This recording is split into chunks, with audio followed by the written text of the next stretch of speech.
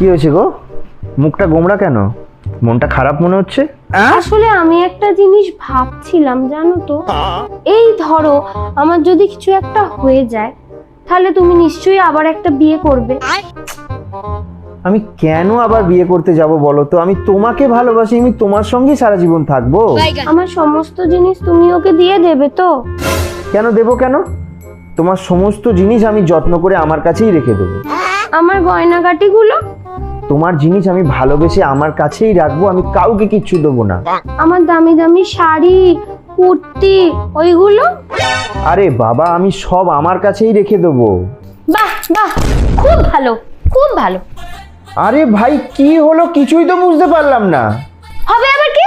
তার মানে তুমি ওকে সমস্ত জিনিস নতুন নতুন কিনে দেবে, তাই তো? আর আমার বেলায় একটা শাড়ি কেনার জন্য 100 বার বলতে হয়।